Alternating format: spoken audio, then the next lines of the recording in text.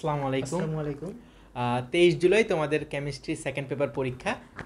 Maybe আর 60 দিনের মতো বাকি আছে, এরপরে তোমরা ডিরেক্ট পরীক্ষা হলে বসবে আর কি কেমিস্ট্রি সেকেন্ড পেপার নিয়ে। তো এই পেপার নিয়ে তোমাদের অনেকের অনেক প্রবলেম আছে, কোনটা পড়বা, কোন কোন চ্যাপ্টার। মেইনলি তোমরা জানো যে জৈব রসায়ন থেকে মেইন কোশ্চেন আসে। তো এইসব ব্যাপারে ফুললি একটা আইডিয়া দেওয়ার জন্য যে কীভাবে এই কম দিনের মধ্যে তাড়াতাড়ি শেষ করা যাবে, কোন জায়গা থেকে বেশি কোশ্চেন আসে, কোন জায়গা থেকে কম কোশ্চেন আসে, এরকম একটা আইডিয়া দিব আমরা। তো আমি আছি মোহাম্মদ সৌদ আলসামি, ঢাকা বিশ্ববিদ্যালয় থেকে। আমি আছি মিলন ইসলাম রানা, পড়াশোনা করতেছি ফাইনাল ইয়ারে বুয়েটে। সো আজকে আমরা তোমাদের এইচএসসি সেকেন্ড পেপার সম্পর্কে একটা ডিটেইলস একটা ধারণা দিয়ে দিব, যেটা তোমরা আসলে ফলো করলে আশা করি যে হচ্ছে কেমিস্ট্রিতে তুমি 90+ মার্কস পেয়ে যাবো ইনশাল্লাহ। সো আমরা প্রথমেই যদি হচ্ছে যাই যে হচ্ছে আমাদের ফার্স্ট যেটা চ্যাপ্টার যে হচ্ছে ইনভায়রনমেন্টাল কেমিস্ট্রি, পরিবেশ রসায়ন। আচ্ছা, প্রথমে বলে নিই যে হচ্ছে আমাদের এখানটা কিন্তু আসলে 4টা চ্যাপ্টার আছে, 4টা চ্যাপ্টার 1 2 3 4 ডিগ্রি হিসাব 1 2 3 4, ঠিক আছে। সো 1 2 3 4 আসলে আমার মনে হচ্ছে 4টা চ্যাপ্টার, কিন্তু আসলে জিনিসগুলো কিন্তু অনেক ডিপলি তোমার অনেক কিছুই আছে। আসলে তুমি যদি পড়তে চাও তাহলে কিন্তু আসলে ভালো মতোই পড়তে হবে। আর এখানে তোমার প্রথম যে চ্যাপ্টারটা আছে সেটা হচ্ছে কি পরিবেশ রসায়ন, মানে হচ্ছে ইনভায়রনমেন্টাল কেমিস্ট্রি। আসলে পরিবেশ রসায়ন থেকে তোমার হচ্ছে আসলে 2টা সৃজনশীল আসতে পারে। কী কী টাইপ? প্রথমত একটা তোমার মেথ রিলেটেড, একটা গাণিতিক সমস্যা রিলেটেড থাকবে, এবং সেইখান থেকে তোমার কী কী আসলে থাকতে পারে। তোমার এই যে গ্যাসের যে সূত্রগুলো পড়ছো, যে হচ্ছে বয়েল চার্লসের সূত্র, দেন হচ্ছে তোমার হচ্ছে অ্যাভোগাড্রো সূত্র। সো এই সূত্রগুলো থেকে তোমার হচ্ছে তুমি কোমার্ক অথবা খোমার্কের জন্য কিছু কিছু কোশ্চিন পেতে পারো এখান থেকে আশা করি। অথবা তোমার ওই যে গ্রাফ যেগুলো আছে, গ্রাফ রিলেটেড কিন্তু তোমার হচ্ছে এমসিকিউতে কিন্তু খুব বেশি ইম্পর্টেন্ট। আর গ্রাফ রিলেটেড কিন্তু আমাদের ভিডিও কিন্তু ইউটিউব চ্যানেলে দেওয়া আছে, সো তোমরা চাইলে এটা কিন্তু দেখতে পারো আসলে। এরপর তোমার যেটা আছে যে হচ্ছে গ্যাসের সমন্বয় সূত্র এবং আদর্শ গ্যাস সমীকরণ, মানে হচ্ছে তোমার এই যে গ্যাসের যে সূত্রগুলো, এইখান থেকে আমি কিন্তু আসলে সমন্বয় সূত্রটা বের করতে পারি, যে হচ্ছে ওই যে বয়েলের সূত্র, চার্লসের সূত্র, দেন হচ্ছে তোমার হচ্ছে চাপীয় যে সূত্রগুলো ছিল সেই সূত্রটা থেকে এটা চলে আসে। সো এখানে তোমার আদর্শ গ্যাসের সমীকরণ থেকে এখান থেকে তোমার আসলে গো নাম্বারের ক্ষেত্রে কিছু থাকতে পারে, বা খো মার্কের জন্য তোমার হচ্ছে মানে 3টা সূত্র বা 3টা 4টা সূত্র তুমি একসঙ্গে মিল করে এই যে মোলার গ্যাস ধ্রুবক যেটা পাচ্ছ আর কি, মোলার গ্যাস ধ্রুবকের ধরো ভ্যালুগুলো বা এককগুলো কীভাবে বের করতেছো, এটা কিন্তু তোমার ধরো 2 মার্কের একটা কোশ্চিন থাকতে পারে। আচ্ছা, এরপর তোমার এখানে আসলে মেইনলি আসলে কোন জায়গা থেকে কোশ্চিনটা তোমার আসবে। কোশ্চিন আসবে তোমার ধরো তোমাকে 2টা পাত্র দিবে বা 3টা পাত্র দিল, 2টা পাত্র মাঝখানে একটা স্টোকক দিয়ে দিবে, অথবা 2টা পাত্র থেকে অন্য একটা পাত্র দিয়ে দিবে। তোমাকে বলবে যে এই 2টার মধ্যে তুমি ডাল্টনের আংশিক চাপ সূত্র যেটা আছে সেটা থেকে তুমি চাপ নির্ণয় করো। সো তোমার এই চাপ নির্ণয় করাটা কিন্তু খুব বেশি ইম্পর্টেন্ট কিছু না, জাস্ট ইজি একটা জিনিস। মানে ধরো তোমার কাছে এইভাবে 2টা পাত্র দেওয়া আছে, এই 2টা পাত্র ধরো মাঝখানে একটা কি স্টোকক দেওয়া আছে। তোমাকে ধরো এই পাত্রের ক্ষেত্রে তোমার চাপের একক ধরো দিছে অ্যাটমসফিয়ার, এই পাত্রে ধরো দিছে যে হচ্ছে মিলিমিটার মার্কারিতে। আবার ধরো এই পাত্রে তোমার দিছে ধরো লিটার এককে আয়তনটা, আবার এই পাত্রে ধরো তোমার দিছে হচ্ছে কি কিউবিক সেন্টিমিটার, কিউবিক সেন্টিমিটার মানে কিন্তু মিলিলিটার। আবার ধরো এখানে তোমার ধরো টেম্পারেচার দিছে যে হচ্ছে 20 ডিগ্রি, এখানে ধরো দিছে যে হচ্ছে তোমার এটা ধরো হচ্ছে 20 ডিগ্রি দিছে। এখন বলছে যে হচ্ছে তুমি 2টা স্টোভ খুলে দিছো, তোমার হচ্ছে 2টার মধ্যে দিয়ে মানে মিশ্রিত যে এখানে মিশ্রণটা যে হচ্ছে সেটা চাপটা আসলে কত। সো তুমি আসলে কী করবা, এখানে ইউনিটগুলোকে কিন্তু আমাকে একই করতে হবে। যে হচ্ছে পিটাকে ধরো অ্যাটমসফিয়ার রাখলে এখানকার পিও কিন্তু আমার অ্যাটমসফিয়ারে রাখতে হবে আর কি। আবার ভি যদি আমি লিটারে রাখি, সো এটাকেও কিন্তু আমাকে লিটারে রাখতে হবে অবশ্যই, ঠিক আছে। সো এইখান থেকে তোমার গো নাম্বারের একটা ম্যাথ আসতেছে। আবার হচ্ছে তোমার সো এই জিনিসটা তাহলে কি যে এখান থেকে তোমার গো নাম্বারের একটা ম্যাথ থাকতেছে। এখানে এরপর যেটা ইম্পর্টেন্ট সেটা হচ্ছে তোমার কি গ্রাহামের গ্যাস ব্যাপন সূত্র। ধরো এই 2টা থেকে মানে আমি 2টা গ্যাসকে জাস্ট ছেড়ে দিছি, 2টা গ্যাসের ধরো পরিমাণ দেওয়া আছে, এটার আণবিক ভর আছে, এটার আণবিক ভর আছে। দেন 2টা থেকে তোমার বলছে যে হচ্ছে তুমি কোনটা আগে মিলিত হবে, কোন জিনিসটা আগে মিলিত হবে সেই রিলেটেড কিন্তু তোমার এখানে প্রশ্নটা থাকতেছে আর কি।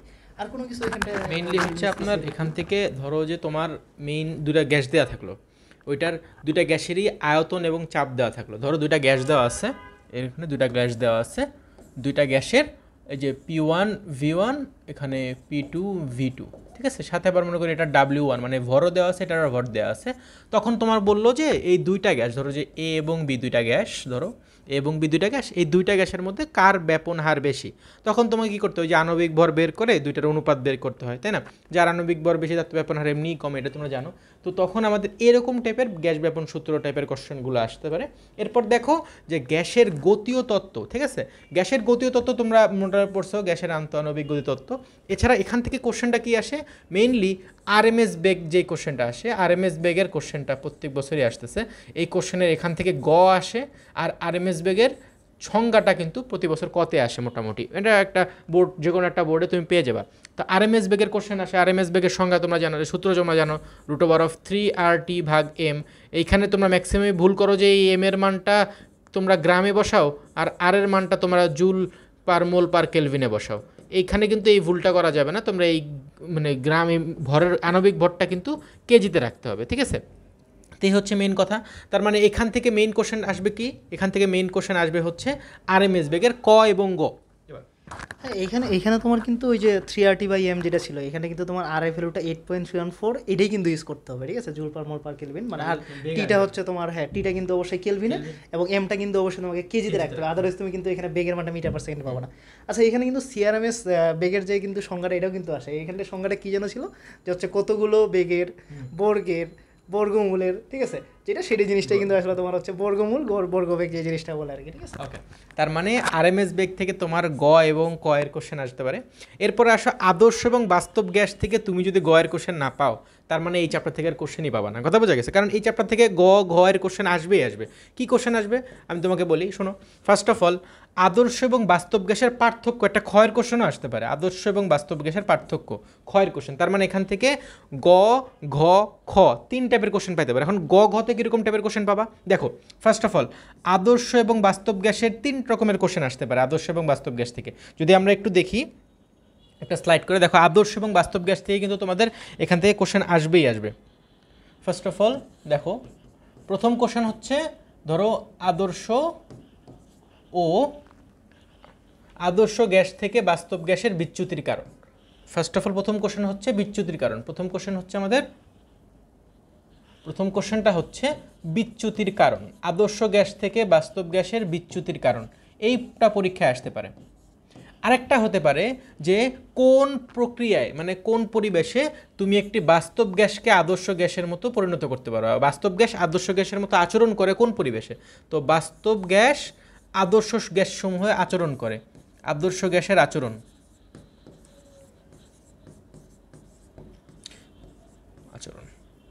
গেল। তার মানে প্রথম কোশ্চেন আসতে পারে বিচ্যুতির কারণ, পরের কোশ্চেন আসতে পারে আদর্শ গ্যাসের আচরণ, আদর্শ বাস্তব গ্যাসগুলো আদর্শ। এখন দেখো উদ্দীপকে তোমাকে কীভাবে চিনাবে ওনারা যে কোনটা আদর্শ গ্যাস কোনটা বাস্তব গ্যাস, তার একটা বড় ওয়ে হচ্ছে অ্যামাগা বক্র। দেখো অ্যামাগা বক্র মেইনলি কি হয়, তোমরা এই যে তোমরা ধরো যে পি ভার্সেস পিভি একটা গ্রাফ আঁকা থাকে, ঠিক আছে, এখানে আদর্শ গ্যাসগুলো একদম সরল রেখা দিচ্ছে আর বাস্তব গ্যাসগুলো কিন্তু বক্ররেখা দেয়। এখন কিছু বাস্তব গ্যাস আছে যারা এরকম প্রথমে নিচে যায় তারপরে উপরে যাচ্ছে, কিছু বাস্তব গ্যাস যারা ডিরেক্ট উপরে যাচ্ছে। তো যারা হচ্ছে হালকা গ্যাস, যারা হালকা গ্যাস তারা হচ্ছে একদম ডিরেক্ট উপরে যায়, যারা ভারী গ্যাস তারা নিচ দিয়ে উপরে যায়। তো পরীক্ষা এটা আর একটা কোশ্চেন আসতে পারে, ধরো যে দুইটা বাস্তব গ্যাস, একটা হচ্ছে সি আর একটা হচ্ছে ডি, দুইটা, হ্যাঁ সরি পিভি বনাম পি, তো সেম কথা। ওকে, দুইটা বাস্তব গ্যাস, হ্যাঁ ওকে হ্যাঁ ঠিক আছে। এবার দুইটা বাস্তব গ্যাস ধরো, একটা হচ্ছে সি আর একটা হচ্ছে ডি। তো এই সি ডির কেন গ্রাফটা ভিন্ন হলো, একজনের জেডের মান 1-এর থেকে বেশি আর একজনের জেডের মান 1-এর থেকে কম, এই ব্যাপারটা কোশ্চেন আসতে পারে। তার মানে বাস্তব গ্যাসের গ্রাফের পার্থক্য কেন, বাস্তব গ্যাসসমূহের গ্রাফের পার্থক্য, বাস্তব গ্যাসের গ্রাফের পার্থক্য, এটাও পরীক্ষায় আসতে পারে, গ্রাফের পার্থক্য। এবং এই তাহলে এই 3 টাইপের কোশ্চেন কিন্তু তোমার আদর্শ এবং বাস্তব গ্যাস থেকে প্রতি বছর আসে। ফার্স্ট অফ অল বলতে পারে, ধরো যেটা হচ্ছে এ গ্যাস, বললো এ গ্যাস থেকে ডি গ্যাসের বিচ্যুতির কারণ, বলতে পারে যে এ গ্যাস থেকে ডি গ্যাস কীভাবে ডি গ্যাস এ গ্যাসের মতো আচরণ করবে। এবং আরেকটা আসতে পারে যে সি এবং ডি গ্যাস কীভাবে এদের গ্রাফের পার্থক্যটা ভিন্ন, এদের গ্রাফের পার্থক্য এরকম কেন, তাই তোমার পরীক্ষায় আসতে পারে। ওকে, এইখানে তোমার আসলে বিচ্যুতির কারণটা মেনলি কী কারণ হয়, যে হচ্ছে একটা চাপ সংশোধন করি আর একটা হচ্ছে আয়তন সংশোধন করি। কারণটা কি, যে ওই যে আদর্শ গ্যাসের ক্ষেত্রে ছিল যে হচ্ছে তোমার অনুপরমাণুগুলোর, মানে অণুগুলো যে আছে বা পরমাণুগুলো যেগুলো আছে তাদের নির্দিষ্ট কোনো আকর্ষণ নাই, আকর্ষণ বিকর্ষণ নাই, এই জন্য আসলে সেখানে আমার চাপটা কিন্তু আসলে হিসাব করা হয়নি। এবং হচ্ছে তোমার এরপরে যেটা বলা হয়েছে যে হচ্ছে তোমার ওই গ্যাস অণুগুলো সামগ্রিক আয়তনটা কি নগণ্য। আচ্ছা, এখানে তোমার হচ্ছে এরপর দেন হচ্ছে আরেকটা জিনিস ইম্পর্টেন্ট, সেটা আসতে পারে যে হচ্ছে তুমি গ্যাস সিলিন্ডার জাতকরণ আসলে কীভাবে করবা। সো গ্যাস সিলিন্ডার জাতকরণটা আসলে আমি কীভাবে করি, যে হচ্ছে আমি গ্যাস সিলিন্ডার জাতকরণ কিন্তু মেইনলি করি যে হচ্ছে উচ্চ তাপমাত্রা তো আসলে রাখতে পারবো না, উচ্চ তাপমাত্রা নিম্নচাপে কিন্তু বাস্তব গ্যাস তোমার হচ্ছে আদর্শ গ্যাসের ন্যায় আচরণ করে, এটা আমরা জানি। এবং এখানে গ্যাস সিলিন্ডার জাতকরণ যখন আমি করতে যাব তখন কিন্তু আমার হচ্ছে নিম্ন তাপমাত্রা এবং উচ্চ চাপে করতে হবে। কারণটা কি, নিম্ন তাপমাত্রায় করলে আমার গ্যাসের অণুগুলো বেশি ছোটাছুটি করবে না, তেমন মানে কি বাস্ট হবে না। এবং হচ্ছে তোমার উচ্চ চাপ রাখার উপায় কি, যে হচ্ছে উচ্চ চাপ যদি রাখি তাহলে আমরা জানি চাপ এবং আয়তন ব্যস্তানুপাতিক সম্পর্ক, চাপ যত বাড়াবো আয়তন তত কমবে, ঠিক আছে। সো এখানে আবার যদি চাপটা তোমার তাহলে আয়তন কমবে, আয়তন কমে মানে কি হচ্ছে আমি অনেক সংখ্যক অণু একসঙ্গে রাখতে পারবো। তোমরা কিন্তু বাসা বাড়িতে সিলিন্ডার দেখলে বুঝতে পারবা যে হচ্ছে আসলে অনেকগুলো গ্যাস কিন্তু তোমার লিকুইফাইড করে রাখা যাচ্ছে আর কি এখানে জিনিসটা, ঠিক আছে। তো এখানটা তোমাদের এই যে সামি স্যার যেটা বলবো সেই হিসেবে তোমার এখান থেকে এই কোশ্চেনগুলো খুব বেশি ইম্পর্টেন্ট আর কি। ওকে, তারপরে গেল, তার মানে তুমি একটা আইডিয়া পেলে যে এখান থেকে আসতে পারে আরএমএস বেগের ক খ এবং ক আর হচ্ছে গ, আর আদর্শ এবং বাস্তব গ্যাস থেকে আদর্শ বাস্তব গ্যাসের পার্থক্য এবং গ ঘতে কী পাইলে এটা তো কেবলই দেখলাম। এরপর অ্যাসিড ক্ষারক মতবাদ, এখান থেকে তোমার দেখো 3 রকমের মতবাদ আছে, আরহেনিয়াস, বর্নস্টেড লাউরি, লুইস মতবাদ। এই 3 মতবাদ থেকে কিন্তু তোমার ব্যাখ্যা কোষ পরীক্ষা আসতেই পারে। বর্নস্টেড লাউরি থেকে তোমার অনুবন্ধী ক্ষারক, অনুবন্ধী অ্যাসিড এইটা আসতে পারে।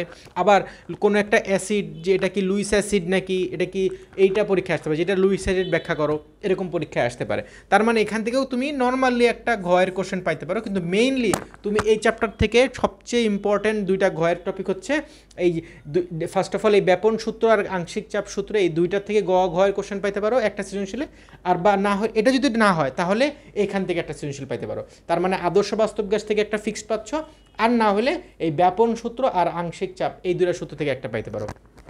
হ্যাঁ, এখানে তোমার আসলে যে প্রথমত যে সৃজনশীলটা আসে এখান থেকে তোমার কিন্তু আসলে যে পিভি ইকুয়াল টু এনআরটি ছিল, এখান থেকে অনুসংখ্যা তোমার বের করতে বলতে পারে, বা হচ্ছে তোমার যে কোনো একটা যৌগের ভর বা হচ্ছে পরমাণু সংখ্যা, ঠিক আছে, এই রিলেটেড প্রশ্ন থাকতে পারে। এবং এখানে আরেকটা জিনিস যেটা ইম্পর্টেন্ট, যে হচ্ছে তোমার ধরো অ্যামোনিয়াম ক্লোরাইড, ঠিক আছে, যে হচ্ছে তুমি হচ্ছে অ্যামোনিয়া একদিকে রাখছো আর একদিকে HCl রাখছো, যে হচ্ছে এখানে অ্যামোনিয়াম ক্লোরাইডটা যে ধোঁয়াটা হবে সেটা আসলে মাঝখানে কোথায় হবে, স্টপ করবে। সো এখানে তুমি কিন্তু ধরো ওই যে তোমার যে গ্রাহামের ব্যাপন সূত্র আছে এখান থেকে এটা বের করতে পারো। সাথে সাথে এখানে কিন্তু তোমার এই যে অ্যাসিড ক্ষারক যে মতবাদটা আসতেছে, মানে লুইস ক্ষারের, লুইস অ্যাসিড লুইস ক্ষারের, যে হচ্ছে এই যে অ্যামোনিয়াম আয়নটা আসলে অ্যামোনিয়াম ক্লোরাইড যে হচ্ছে এই জিনিসটা আসলে কীভাবে হচ্ছে অ্যামোনিয়া এবং HCl মিলে মানে লুইস অ্যাসিড ক্ষার মতবাদ থেকে আসে আর কি জিনিসটা আর কি তোমার। হ্যাঁ, এরপর আমাদের যেটা আছে যে হচ্ছে মোস্ট ইম্পর্টেন্ট একটা কিন্তু পার্ট হচ্ছে তোমার জৈব রসায়ন, ঠিক আছে, অর্গানিক কেমিস্ট্রি। আসলে তুমি এখান থেকে কিন্তু 3টা আসলে আশা করা যায়, বাকি যে তোমার 5টা থাকবে, তার মানে এখানে তো আসলে 8টা থাকে। হ্যাঁ, 3টা আসে, 3টা তো নর্মাল সৃজনশীল আসতেছে, কিন্তু তার সাথে কিন্তু তুমি ভাবতেছো যে ভাই তাহলে 8টার মধ্যে 3টা বাদ দিয়ে দিব আর 5টা লিখবো, কিন্তু এই 5টার থেকেও খতে জৈব রসায়ন দিয়ে দিবে, ঠিক আছে। তো তোমার মিনিমাম একটা টার্গেট থাকতে হবে যে ভালো হয় 2টা বা একটা অ্যান্সার করতেই হবে, আর বাকি এছাড়া তোমার এখান থেকে খতে অ্যান্সার করতে হবে, কারণ অন্য অন্য ভালো তোমার যেটা ফেভারিট ধরো একটা চ্যাপ্টার পরিবেশ রসায়ন, ওইটা তুমি অ্যান্সার করতে যে দেখবো যে ক আর খতে কিন্তু জৈব রসায়ন দিয়ে রাখছে। তার মানে তোমার এই চ্যাপ্টারটা অনেক ইম্পর্টেন্ট। 2টা সৃজনশীল যদি তুমি ভালো মতো অ্যান্সার করে দিয়ে আসতে পারো তাহলে তুমি এই চ্যাপ্টার থেকে তুমি একটা 90 আপ ইজিলি একটা গেইন করতে পারবে। এইসব তোমার দরকার, কারণ সায়েন্স সাবজেক্টে তুমি যদি নাম্বার না উঠাতে পারো তোমার পরে কিন্তু বুয়েট অ্যাডমিশন পরীক্ষা দিতে প্রবলেম হবে। তো আমরা আসলে দেখিনি এই চ্যাপ্টার থেকে কী ইম্পর্টেন্ট। হ্যাঁ, তো আসলে এই চ্যাপ্টার থেকে তোমার আসলে তুমি টার্গেট রাখতে পারো হচ্ছে আমি একটা সৃজনশীল হলেও দিব, বা হচ্ছে বাকিগুলো তার মানে আমার পরিবেশ রসায়ন আছে, পরিমাণগত রসায়ন আছে এবং তড়িৎ রসায়ন আছে, এই 3টা থেকে আমি মোস্ট কাভার মানে হচ্ছে মানে সবগুলোই দিয়ে দিব আর কি, জিনিসটা হচ্ছে আমার যদি এরকম টার্গেট থাকে।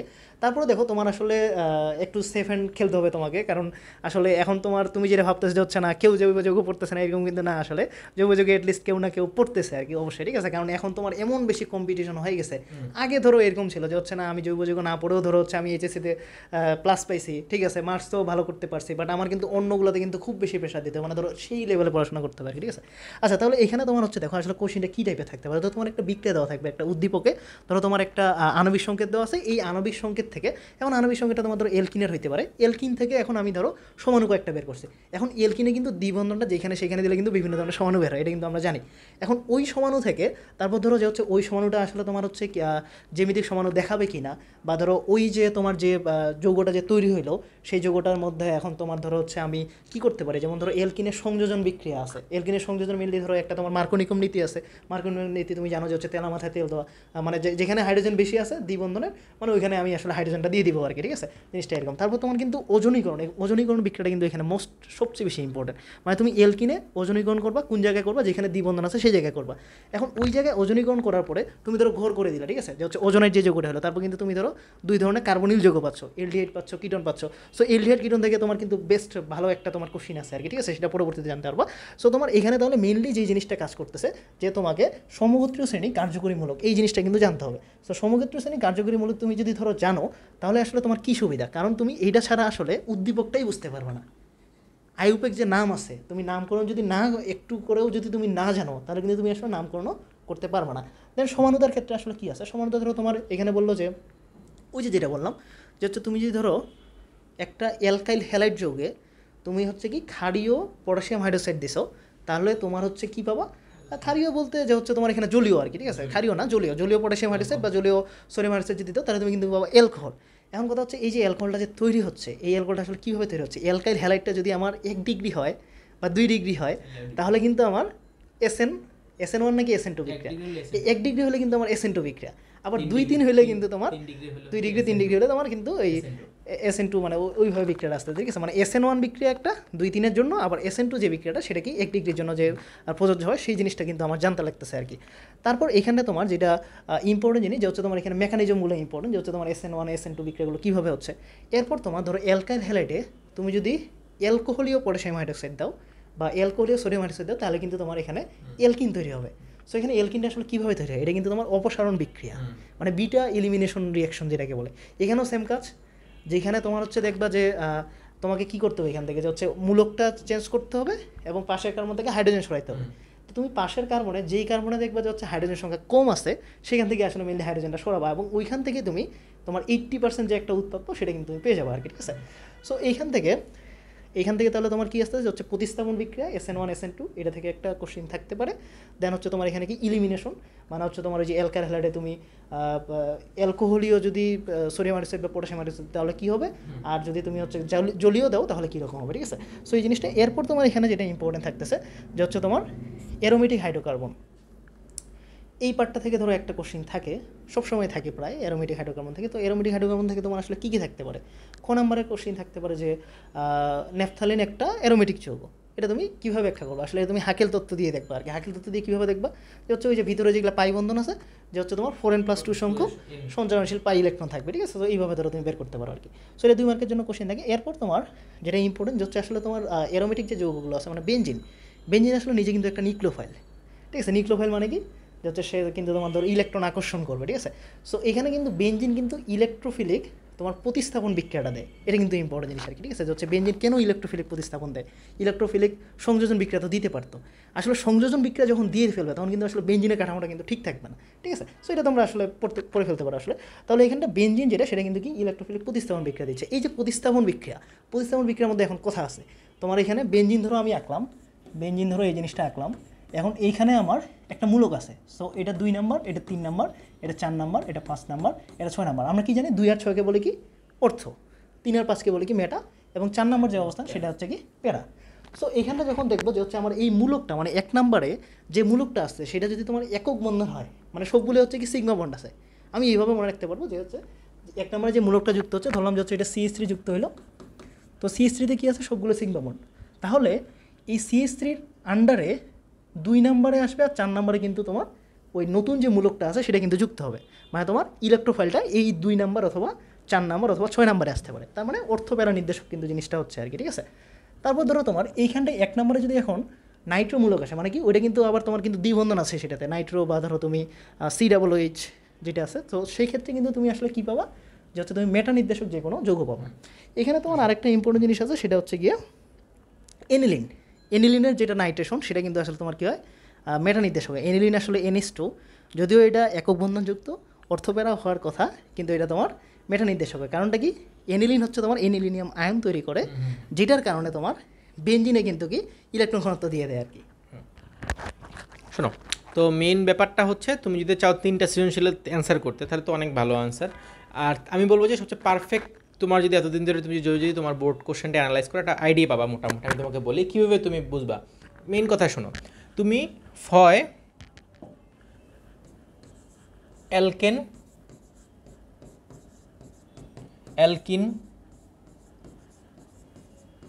এবং অ্যালকাইন এবং অ্যালকাইন রিলেটেড বিক্রিয়াগুলো শিখে ফেলো। এখান থেকে আসলে এবার আসলে আমি বুঝাই দিই আসলে টপিক কী পড়বো, এতগুলো পরে কেন টাইম আছে, টাইম নেই। আমি বলি ফার্স্ট অফ অল অ্যালকিন এবং অ্যালকাইনের পার্থক্যীকরণ পরীক্ষা, ঠিক আছে। তোমার এই দুটো যে পার্থক্য করবা সেটার পরীক্ষা, ঠিক আছে। ওই যে ডায়ামিন সিলভার নাইট্রেট, ওইখান থেকে তুমি দেখবা যে অ্যালকাইনে অদক্ষেপ পড়ে, অ্যালকিনে অদক্ষেপ পড়ে না, এই পার্থক্য টাইপের বিক্রিয়া। তার মানে ফার্স্ট অফ অল প্রথম হচ্ছে পার্থক্য, এই দুইটার পার্থক্য পরীক্ষায় আসতে পারে। সেকেন্ড হচ্ছে অ্যালকাইনের মধ্যে যারা হচ্ছে যাদের ত্রিবন্ধনটার যে কোনো একটা কার্বন প্রান্তীয় থাকে তারা হচ্ছে অম্লধর্মী, তাহলে অ্যালকাইনের অম্লধর্মী এটা পরীক্ষায় আসতে পারে। একটা অ্যালকাইন দিয়ে বললো যে ধরো যে এরকম পরীক্ষায় আসলো যে তোমার মনে করো যে এরকম যে প্রোপাইন 2 ধরো যে এরকম আসলো যে তোমার বিউটাইন 2, ধরো তোমার এরকম একটা প্রশ্ন আসলো যে বিউটাইন 2 এটা হচ্ছে অম্লধর্মী নয়, কিন্তু তোমার বিউটাইন 1 অম্লধর্মী, এটা ব্যাখ্যা করো। তাহলে বিউটাইন 2 অম্লধর্মী নয় এবং বিউটাইন 1 অম্লধর্মী ব্যাখ্যা করো।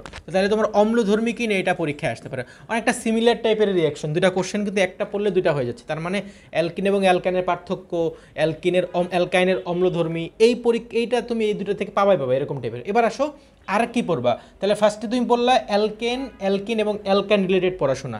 সেকেন্ডে আসো হচ্ছে তোমার অ্যারোমেটিক হাইড্রোকার্বন। অ্যারোমেটিক হাইড্রোকার্বন বলতে বেনজিনের মেইন কথা বলতেছে অ্যারোমেটিক হাইড্রোকার্বন। এখানে শোনো, অ্যারোমেটিক হাইড্রোকার্বনে তোমার দুইটা কোশ্চেন তুমি লিখে রাখো। একটা হচ্ছে তোমার নিউক্লিওফিলিক যে প্রতিস্থাপনটা হচ্ছে, ইলেকট্রোফিলিক যে প্রতিস্থাপনটা হচ্ছে, এটার কৌশল। তার মানে ইলেকট্রোফিলিক প্রতিস্থাপনের কৌশলটা পরীক্ষায় আসতে পারে।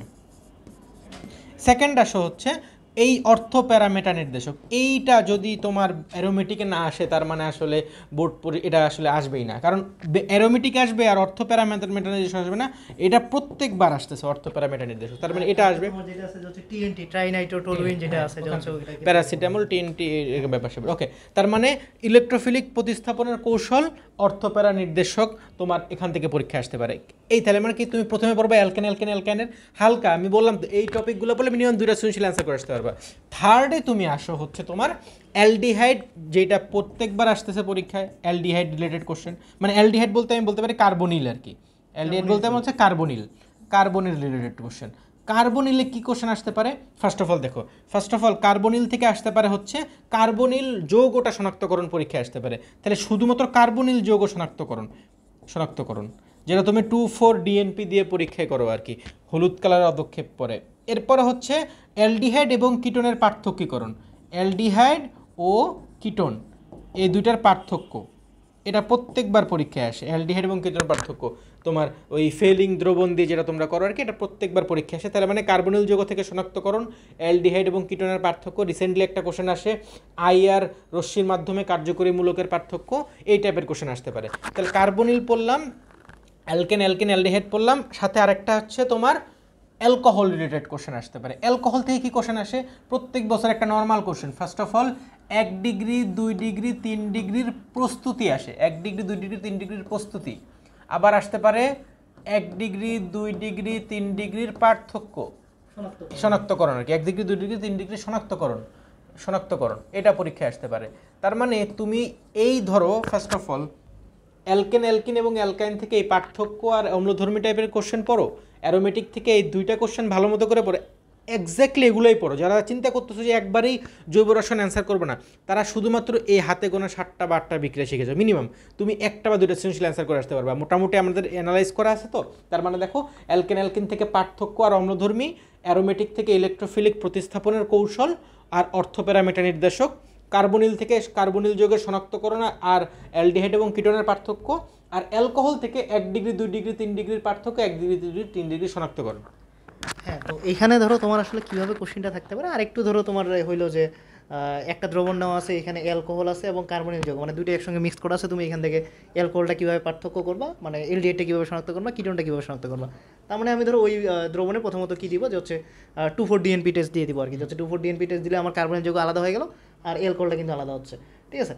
তো এখান থেকে তোমার তাহলে জৈব যৌগ থেকে ওভারঅল তোমার তাহলে যেটা করতে পারো, যে তুমি এখান থেকে তোমার আসলে আইউপেক নামগুলো বা সমানুগুলো এটা কিন্তু জানতে লাগবে, কারণ এটা না জানলে তুমি আসলে মেইনলি ওই তোমার হচ্ছে SN1 SN2 বিক্রিয়া বা ধরো হচ্ছে অপসারণ বিক্রিয়া এই জিনিসগুলো মেনলি করতে পারবে না। আরেকটা জিনিস ইম্পর্টেন্ট, সেটা হচ্ছে তোমার কি কার্বনিল যৌগ, ধরো তোমার এলডিহাইড আর কিটোন দেওয়া আছে, ওইখান থেকে রিভার্স প্রসেসে যে তোমার হচ্ছে তোমার এলকিনটা পাওয়া যায়, সেই এলকিনটা আবার তোমার কী ধরনের সমানু দেখাবে, ওটা কি আসলে জ্যামিতিক সমানু মানে সিস্টেন্স দেখাবে কি না, বা ধরো হচ্ছে তোমার ওইখানকার যে আইউপেক যে নামগুলো আছে সেটাও কিন্তু তোমার ইম্পর্টেন্ট আর কি। তো তোমার জৈব যৌগ থেকে এই যে কয়েকটা টপিক্স বললাম, এগুলো থেকেও তোমার যদি মনে হয় যাচ্ছে না আমি আরও আবার সিলেক্টিভ করে কয়েকটা টপিক্স পড়তে পারো তোমার জন্য, বাট কিন্তু পড়তে হবে আর কি, ঠিক আছে। আচ্ছা, তার মানে তোমার অ্যালকিন এবং তুমি যদি ভাবো যে কয়েক সিলেক্টিভ, যে আমি জৈব রসায়ন অ্যান্সার করবো না তারপরে যদি বাদে করবো, তাহলে আমি তোমাকে বলি জাস্ট ফিক্সড এতটুকু পড়ো। তুমি বোর্ড কোশ্চেন করো, শুধুমাত্র অ্যালকিন এবং অ্যালকাইন টাইপের কোশ্চেন, অ্যারোমেটিক কোশ্চেন আর কার্বনিল টাইপের কোশ্চেন, এই 3টা টাইপের কোশ্চেনে শুধু পড়াশোনা করো, আর বাকিগুলো তাকায়ও না বাকিগুলোর দিকে, তাহলেই তোমার মোটামুটি একটা ভালো মতো আইডিয়া হবে। এবার আসো আমরা নেক্সট চ্যাপ্টারের দিকে যাই। এবার আসো। ওকে। দেখো ফার্স্ট অফ অল পরিমাণগত রসায়ন চ্যাপ্টার 3 পরিমাণগত রসায়ন, এখান থেকে আসলে কি কোশ্চেন আসতে পারে তোমাদের একটা আইডিয়া দিই। ফার্স্ট অফ অল দেখো রাসায়নিক গণনা, এখান থেকে তোমরা মেনলি যেই মোল সংখ্যা সূত্র দেখছো, এটা আমাদের ইউটিউবে তোমরা এইটার ক্লাস পাবা। মোল সংখ্যা রিলেটেড যেই কোশ্চেন আর কি, ধরো যে 2 গ্রাম পানির, তোমার 2 গ্রাম পানির অণুর সংখ্যা কত, এসটিপিতে 3 গ্রাম পানির আয়তন কত, এরকম টাইপের কোশ্চেন এমসিকিউতে মেনলি আসে, বলতে গেলে এমসিকিউতেই আসে এগুলো, আসলে এমসিকিউতে আসে। এরপরে সমীকরণ বিষয়ক গণনা, তোমার ধরো বলে দিল যে 2 গ্রাম ক্যালসিয়াম কার্বনেট থেকে কত গ্রাম বা কত মোল, বলতে পারো কত গ্রাম CO2 পাওয়া যাবে, ঠিক আছে। তখন তুমি এটার বিক্রিয়া করলা, দেন দেখলা যে 1 মোল ক্যালসিয়াম কার্বনেট থেকে 1 মোল কার্বন ডাইঅক্সাইড তৈরি হয়, তার মানে তোমার ওইখানে তখন তুমি ওই 1 মোলটাকে তখন তুমি এই ক্যালসিয়াম কার্বনেটের ভরে কনভার্ট করে তারপর কার্বন ডাইঅক্সাইডের করতে পারতো, এরকম টাইপের কোশ্চেন আর কি। তোমরা যেহেতু অলরেডি ইয়া করছো, মানে এইচএসসিতে আর বেশি বাকি নেই, তো তোমাদের আমাদের হিন্ট দেওয়া দরকার, ফুল কোশ্চেন করানোর টাইম আসলে তোমারও যেরকম নেই আমাদেরও নেই। এবার দেখো তার মানে এইখান থেকে, তার মানে এইখান থেকে আসতে পারে এমসিকিউ, এখান থেকে এমসিকিউ টাইপের কোশ্চেন আসতে পারে, রাসায়নিক গণনার থেকেও এমসিকিউ কোশ্চেন আসতে পারে, বা হাইস্ট গেলে 2 মার্কের একটা কোশ্চেন, তার মানে খ বা হচ্ছে এমসিকিউ, এই টাইপের কোশ্চেন, এর বাইরে কিছু না। এরপর ঘনমাত্রা রিলেটেড কথাবার্তা, ঘনমাত্রা তোমার কেন লাগবে, মেইনলি টাইট্রেশন যখন করতে যাবা তখন ঘনমাত্রা লাগবে। ঘনমাত্রার অনেক টাইপ আছে, মোলারিটি তোমরা জানো, মোলারিটি, তারপরে মোলালিটি, নর্মালিটি, পিপিএম, তার মানে হচ্ছে যে নর্মালিটি, তারপরে হচ্ছে পিপিএম, হ্যাঁ পিপিবি, এগুলো পিপিবি। তারপরে মেইনলি আসে হচ্ছে সবচেয়ে ইম্পর্টেন্ট হচ্ছে শতকরা, পার্সেন্টেজ ম্যাক্সিমাম আসে হচ্ছে W/V, মানে একক আয়তনে কত ভর, কিন্তু এছাড়া অন্যগুলোরও কনভার্সন শিখতে হয়, W/W থাকতে পারে, তো এটা হচ্ছে মেইন ব্যাপার। এবার আসেন পরেরটা থেকে দেখি আমরা। এরপর তোমার এখানে আসলে এই যে ঘনমাত্রা রিলেটেড যে ম্যাথটা থাকে সেটা কিন্তু আসলে ঘ নাম্বারে থাকতেছে। এরপর তোমার হচ্ছে এই যে ঘ নাম্বারে কিন্তু মেইনলি আসলে এই যে টাইট্রেশন, মানে অম্লমিতি ক্ষারমিতি, এখানে তোমার আসলে কি বলতে হবে যে এক অম্লীয় ক্ষারক, ঠিক আছে, দেন হচ্ছে তোমার কি যে হচ্ছে দ্বি অম্লীয় ক্ষার, অথবা হচ্ছে তোমার এক ক্ষারীয় অম্ল, ঠিক আছে, দ্বিক্ষারীয় অম্ল, এই জিনিসগুলো আর কি, এই জিনিসগুলো এখানে ইম্পর্টেন্ট। দেন তোমার এখান থেকে আসলে যে হচ্ছে তোমার দুইটা জিনিস দেওয়া থাকবে, যে দুইটা পাত্রে আমার একটাতে হচ্ছে H2SO4 আছে আর একটাতে সোডিয়াম হাইড্রোক্সাইড আছে বা সোডিয়াম কার্বনেট আছে, দেন দুইটা থেকে তুমি মিল করে আলটিমেটলি যে হচ্ছে যেই জিনিসটা পাবো সেটার পিএইচ ভ্যালু বের করো, বা এটা প্রশমিত করতে আরেকটা অ্যাসিড বা আরেকটা ক্ষারের কত ঘনমাত্রা লাগবে, এই জিনিসগুলো বের করতে হবে আর কি, ঠিক আছে। মানে অম্লমিতি ক্ষারমিতি থেকে তোমার এই জিনিসটা করতে পারো। পাশাপাশি এখান থেকে যে হচ্ছে তোমার গ্রাফগুলো আছে সেই গ্রাফটা করতে পারো, যে হচ্ছে তোমার সবল অ্যাসিড এবং সবল ক্ষারের ক্ষেত্রে কীরকম গ্রাফ হয়, যে হচ্ছে আমরা জানি যে হচ্ছে পিএইচের মানটা 7-এর মাঝে থাকে আর কি, দেন এখানে যে নির্দেশকটা ইউজ হয় সেই নির্দেশকটা ইম্পর্টেন্ট, মানে ধরো এটা ঘ নাম্বারে তোমার এটা থাকতে পারে আর কি। দেন হচ্ছে তোমার এখানে আর কি আছে, যে হচ্ছে দুর্বল অ্যাসিড দুর্বল ক্ষার হলে কীরকম হয়, সবল অ্যাসিড দুর্বল ক্ষার, দেন হচ্ছে তোমার এগুলো তোমার ধরো আবার বাফারের ক্ষেত্রে কিন্তু এই জিনিসটা তোমার ইম্পর্টেন্ট আর কি, ঠিক আছে। এরপর তোমার মেনলি যেটা আরেকটা, তো এইটা থেকে একটা কোশ্চেন তুমি পাচ্ছ, আরেকটা কোশ্চেন যেটা আসবে সেটা হচ্ছে তোমার পরের স্টেপটা থেকে, মানে তোমার এখানে জারণ বিজারণ এবং জারণ বিজারণ সমতাকরণ, মানে সমীকরণ যে সমতাকরণ আছে, মানে অম্লীয় তোমার মাধ্যমে তুমি হচ্ছে একটা জারক এবং একটা বিজারক নিবা, তুমি জারক এবং বিজারক কীভাবে চিনবা আসলে, যে হচ্ছে জারকগুলো কয়েকটা স্পেসিফিকভাবে বলা আছে, যে হচ্ছে তোমার ধরো পটাশিয়াম পার ম্যাঙ্গানেট, এখানে কিন্তু ম্যাঙ্গানিজ আয়ন যে আছে সেটা কিন্তু তোমার হচ্ছে জারণ সংখ্যাটা কিন্তু +7, সো এটা কিন্তু আসলে জারক হিসেবে কাজ করবে। কেন জারক হিসেবে কাজ করবে, কারণ ম্যাঙ্গানিজ কিন্তু এখান থেকে যদি আরেকটা ইলেকট্রন ত্যাগ করে তাহলে কিন্তু ম্যাঙ্গানিজটা +8 হয়ে যাবে, বাট ম্যাঙ্গানিজ তো আসলে তোমার +8-এর কোনো অস্তিত্বই নেই, সো আসলে ম্যাঙ্গানিজ কিন্তু এখানে তোমার আর ইলেকট্রন ত্যাগ করতে পারবে না, তার মানে এই জিনিসটা কি যে হচ্ছে ইলেকট্রন গ্রহণ করবে, সো আমি বলতে পারবো পটাশিয়াম পারম্যাঙ্গানেট এখানে একটা জারক হিসেবে কাজ করবে। সো এইভাবে ধরো হচ্ছে জিনিসটা তুমি এইভাবে বের করতে পারো, যে হচ্ছে একটা জারক একটা বিজারক। দেন আয়ন ইলেকট্রন পদ্ধতিতে যে তোমার বিক্রিয়াগুলো আছে সেটা কিন্তু তোমার জানতে হবে, যে হচ্ছে পটাশিয়াম পারম্যাঙ্গানেট থেকে ম্যাঙ্গানিজ +7 অবস্থা ছিল, পরে সেটা +2-তে হয়েছে, তার মানে এখানে যে হচ্ছে 5টা ইলেকট্রন যে হচ্ছে তোমার গ্রহণ করছে আর কি, ঠিক আছে। তাহলে পটাশিয়াম পারম্যাঙ্গানেটের তুল্য সংখ্যা হচ্ছে কত, 5, মানে এই যে জারক বা বিজারক, জারক আসলে কয়টা ইলেকট্রন গ্রহণ করলো এটা কিন্তু আসলে তার তুল্য সংখ্যা, বা বিজারকের ক্ষেত্রে কয়টা ইলেকট্রন ত্যাগ করলো এটা কিন্তু আসলে তার তুল্য সংখ্যা। এই তুল্য সংখ্যা মোল সংখ্যা রিলেটেড কিন্তু অঙ্কগুলো কিন্তু এখানে আবার ইম্পর্টেন্ট তোমার, যে হচ্ছে ধরো ওভারঅল যে হচ্ছে আমার এখানে ধরো দেওয়া আছে, যে হচ্ছে আয়রন দেওয়া আছে যে হচ্ছে 10 গ্রাম ধরো বললাম, আর এখানে ধরো তোমার বলা আছে যে হচ্ছে পটাশিয়াম ডাইক্রোমেট এটা ধরো তোমার দেওয়া আছে 20 মিলিলিটার, যার হচ্ছে তোমার 0.5 মোলার। বলা হয়েছে যে এই পটাশিয়াম ডাইক্রোমেটের এই দ্রবণটা দিয়ে আমি এটাকে কি করছি, যে হচ্ছে তোমার বিক্রিয়া করছে, সো বিক্রিয়া করলে তো আসলে আমি এইখান থেকে আয়রনটা পিক করতে পারবো, যে হচ্ছে আমি কতটুকু জানিতে করতে পারতেছি। এখন ধরো ওভারঅল ধরো আমার এইটা দিয়ে এটা বিক্রিয়া করার ফলে আমি ধরো আয়রনটা পাইছি 6 গ্রাম, তার মানে এই যে 10 গ্রাম যে এখানে ছিল তাহলে আসলে 6 গ্রাম এখানে বিশুদ্ধ, তাহলে বিশুদ্ধতার পার্সেন্টেজ কত বলতে পারবো, 6/10 × 100%। আবার ভেজাল কতটুকু আছে, 4/10, কারণ ওই যে 10 - 6 করে যেটা আসতেছে আর কি। সো এখান থেকে তোমার কিন্তু এই গাণিতিক সমস্যাগুলো কিন্তু ইম্পর্টেন্ট আর কি, ঠিক আছে। সো তোমার এই অঙ্কগুলো তুমি মোট সংখ্যা তুল্য সংখ্যা ধরে ইজিলি সলভ করতে পারো, এটাতে কোনো আসলে ঝামেলা নেই আর কি, ঠিক আছে। সো তোমার এইটা থেকে করতে পারো। এবং আয়োডিমিতি এবং আয়োডোমিতি, এখানে আয়োডিমিতি জিনিসটা কি, যে হচ্ছে তুমি আয়োডিন দ্রবণ ব্যবহার করে অন্য একটা অজানা দ্রবণে ঘনমাত্রা বের করবে, এটা হচ্ছে তোমার আয়োডিমিতি। আর আয়োডোমিতি জিনিসটা কি, যে হচ্ছে তোমার অন্যান্য দ্রবণের ঘনমাত্রা ব্যবহার করে তুমি আয়োডিনের ঘনমাত্রা নির্ণয় করবে আর কি। আর এখানে দুইটা ওই বিক্রিয়া আছে, বিক্রিয়াগুলো মনে রাখলা, সাথে হচ্ছে তোমার তুল্য সংখ্যা যদি মনে রাখতে পারো অঙ্ক করতে পারবা। আচ্ছা, এখানে আর কিছু আছে? না, আমার মনে হয় যে মেইন ব্যাপারটা ওইখানেই, যে তোমার জারণ বিজারণে এখানে হালকা পাতলা আইডিয়া লাগবে। তোমরা অনেক নর্মাল বিক্রিয়ার তোমরা সমতা করতে পারো ইজিলি, NaCl তারপরে NaOH HCl এর বিক্রিয়া তোমরা করতে পারো, কিন্তু যখন একটু হার্ড বিক্রিয়া যাবে তখন তোমাকে কিন্তু আয়ন ইলেকট্রন পদ্ধতিতেই ব্যবহার করতে হবে। তা আয়ন ইলেকট্রন পদ্ধতির মাধ্যমে আমরা সমতা করবো, এই সমতা করার মাধ্যমেই আমরা আইডিয়া করতে পারবো কে কতগুলো ইলেকট্রন ত্যাগ করছে, কে কত ইলেকট্রন ক্ষারের মাধ্যমে করতে হবে। এখান থেকে আয়ন ইলেকট্রন পদ্ধতি দুইটা আসতে পারে, মেইনলি আয়ন ইলেকট্রন পদ্ধতি আসলে অনেকবার আসতেছে, তাই আমরা আয়ন ইলেকট্রন পদ্ধতির ক্ষারীয় মাধ্যমে কেমন, অম্লীয় মাধ্যমে কোন সেটাই পড়বো। লাস্ট টাইম আছে তোমরা অম্লীয় মাধ্যমটা তো ফিক্স পড়বা, কারণ এটাই পরীক্ষায় আসে। সামনে আমরা আপনি পুরোটা দেন। হ্যাঁ, তো এরপরে তোমাদের আসলে তড়িৎ রসায়ন যে চ্যাপ্টারটা আছে এটা আসলে তোমার খুব বেশি ইম্পর্টেন্ট একটা চ্যাপ্টার। কারণ তুমি যদি আসলে মনে করে যে হচ্ছে আমি জৈব যৌগ থেকে মানে তোমার আসলে জৈব যৌগ পড়লে তবুও একটু রিস্ক থাকে, কারণ তোমার হচ্ছে আসলে জৈব যৌগে যে তুমি 100% যে করতে পারবা সেটাও কিন্তু না আসলে, বা জৈব যৌগ থেকে যে কোশ্চেনটা আসবে সেটা যদি তুমি না ধরতে পারো, বা ধরো বিক্রিয়া তোমার মনে নেই, ঠিক আছে, এগুলো কিন্তু ইম্পর্টেন্ট আর কি, ঠিক আছে। সো তুমি আসলে তড়িৎ রসায়ন থেকে তুমি আসলে কোন কোন টপিক্সগুলো পড়বা, যেটা কিন্তু খুব বেশি ইম্পর্টেন্ট, সেটা হচ্ছে তোমার কি প্রথমত কি আসতে তড়িৎ বিশ্লেষণের পরিবাহিতা। আসলে তোমার তড়িৎ বিশ্লেষণ মানে এখানে আসলে আমরা দুই ধরনের কোষ নিয়ে কাজ করব, মানে পড়াশোনা করবো আর কি। একটা হচ্ছে তড়িৎ বিশ্লেষ্য কোষ আর একটা হচ্ছে তড়িৎ রাসায়নিক কোষ আর কি, ঠিক আছে। সো এইখানে তোমার তড়িৎ বিশ্লেষ্য কোষের ক্ষেত্রে কিন্তু আসলে ফ্যারাডের সূত্রগুলো প্রযোজ্য আছে। প্রথমত আমরা জানি যে হচ্ছে ফ্যারাডের এখানে দুইটা সূত্র, প্রথম সূত্র এবং হচ্ছে কি দ্বিতীয় সূত্র। সো প্রথম সূত্রটার ক্ষেত্রে আমার বলা আছে যে হচ্ছে এখানে ডাব্লিউ মানে সমানুপাতিক হচ্ছে কি কিউ বলা আছে, মানে যতটুকু আমি এখানে চার্জ পরিবহন করব সেই অনুপাতে অ্যানোডটা ভেঙে যাবে এবং ক্যাথোডে তোমার কোনো একটা মৌল জমা হবে। তো এইখান থেকে ওভারঅল আমি কিন্তু জেড পেয়ে যাই। জেডটা হচ্ছে যেটাকে বলে যে হচ্ছে তোমার তড়িৎ রাসায়নিক তুল্যাঙ্ক। তো তড়িৎ রাসায়নিক তুল্যাঙ্কে আবার আমি এখানটা জিনিসটা এইভাবে বলতে পারি যে জেড ইজ ইকুয়াল টু, আবার কি লিখতে পারি যে হচ্ছে m/EF, ঠিক আছে। সো এখানে তড়িৎ রাসায়নিক তুল্যাঙ্ক বলতে জেড আসতেছে। এবং তোমার এই ক্ষেত্রে যদি ধরো আবার ফ্যারাডের দ্বিতীয় সূত্র যেটা, সেটা কিন্তু আবার তোমার কি যে রাসায়নিক তুল্যাঙ্ক হিসেবে আসে। রাসায়নিক তুল্যাঙ্ক বলতে তোমার ধরো এখানে যে m/, ওই যে তুল্য সংখ্যাটা, ঠিক আছে, এটা হচ্ছে কি রাসায়নিক তুল্যাঙ্ক থেকে এই জিনিসটা আসতেছে। তাহলে মেনলি তোমার আসলে এখানে ফ্যারাডের সূত্র থেকে কী কী টাইপের ম্যাথ আসতে পারে এটা খুব বেশি ইম্পর্টেন্ট। ধরো তোমার ওই যে এখানে যেটা আছে যে n = Q/EF, এখন n এর সঙ্গে আর কী কী সম্পর্ক আছে, W/M, N/Na, দেন হচ্ছে কী লিখতে পারি হচ্ছে PV/RT, ঠিক আছে। সো এই রিলেটেড মানে এইখান থেকে তোমার কোশ্চেন আসতে পারে। কী কোশ্চেন, ধরো তোমাকে দিয়ে দিল যে একটা কপার সালফেট দ্রবণ, অথবা ধরো হচ্ছে আমি ধরতে পারি যে এখানে আমার গোল্ডের একটা দ্রবণ আছে, গোল্ড নাইট্রেট, ঠিক আছে। এই দ্রবণ থেকে তোমার ধরো হচ্ছে আমি নির্দিষ্ট পরিমাণ তড়িৎ প্রবাহ এবং সময় দিয়ে তারপর ধরো কোনো একটা তড়িৎ বিশ্লেষণের পরে একটা উৎপন্ন একটা মোল সংখ্যা বের করছি। এখন সেখানটা যে ধাতুটা জমা হয়েছে সেই ধাতুর হচ্ছে কতটুকু পরমাণু, কত সংখ্যক পরমাণু জমা হয়েছে, অথবা তোমার STPতে সেটার আয়তনটা কত, ঠিক আছে। এই রিলেটেড জিনিসগুলো এগুলো তোমাদের ভিডিও দেওয়া আছে, ইউটিউবে ভিডিও দেওয়া আছে। সো তোমার এই জিনিসটা খেয়াল করতে পারো আর কি, ঠিক আছে। রিসেন্টলি আমার ভিডিও দেওয়া আছে। সো এইখানে তোমার এই জিনিসটা হচ্ছে তোমার সলভ করতে পারো।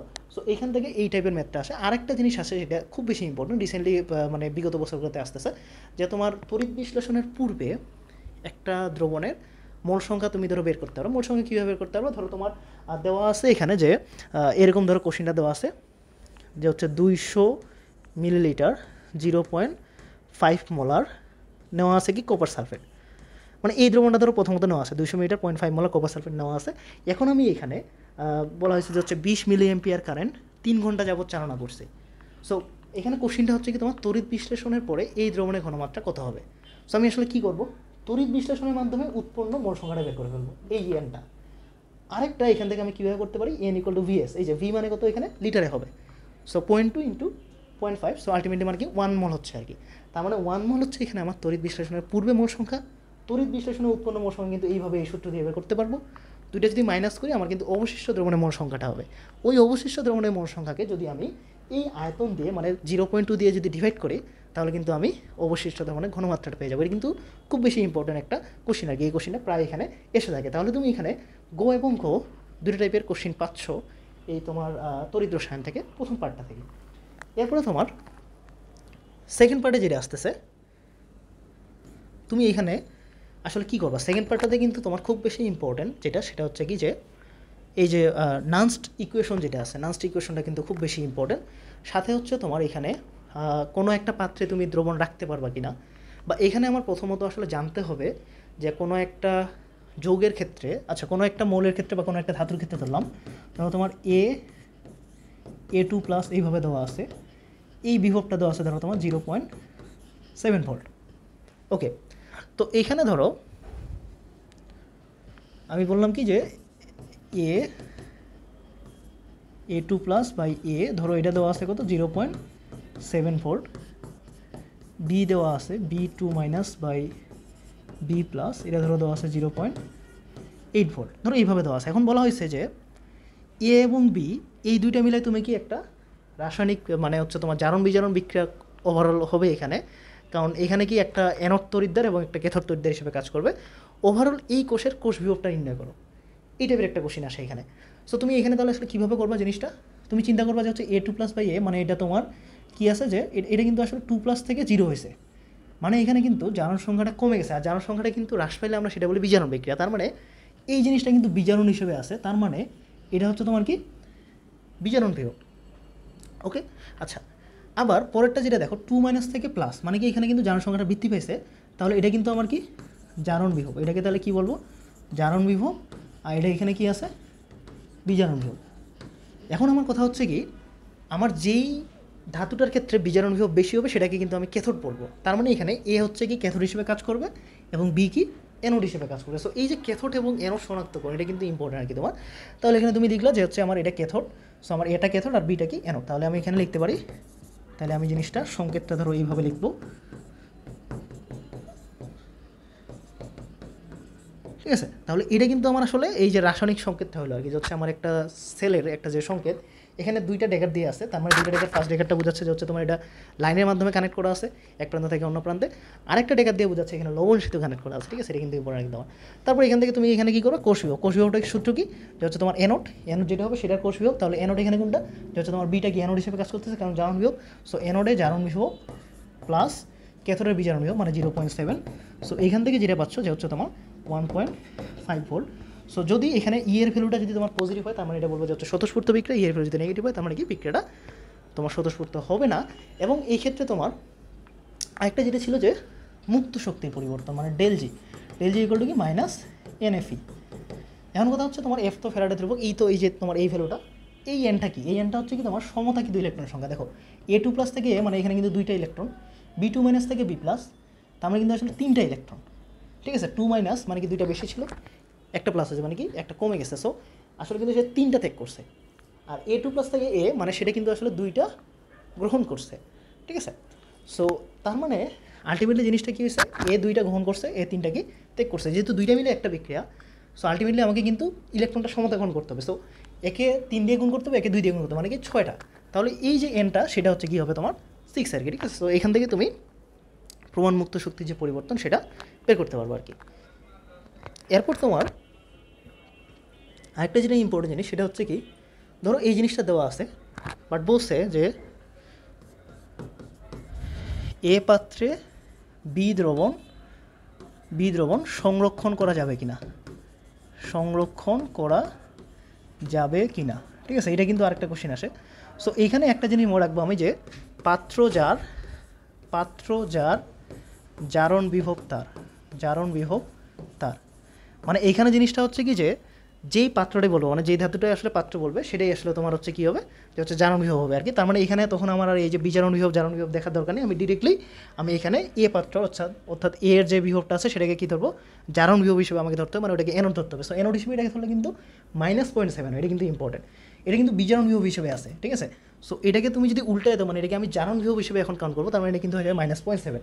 আর এটা তাহলে কি এটা অবভিয়াসলি তাহলে এটা তোমার বিজারণ হিসেবে হবে। সো এটা যদি বিজারণ হয় তাহলে কি হচ্ছে -0.8, কারণ এটা কিন্তু জারণ বিভব আছে 0.8, সো এটার বিজারণ বিভব হবে কত -0.8। সো দুইটা মিলে তুমি একসঙ্গে হিসাব করো, কোষ বিভব কিন্তু নেগেটিভ চলে আসে, নেগেটিভ আসছে মানে কিন্তু তুমি এই বিক্রিয়াটা হবে না, আর বিক্রিয়া না হওয়া মানে কিন্তু তুমি আসলে দ্রবণটা ওই পাত্রে সংরক্ষণ করতে পারবা।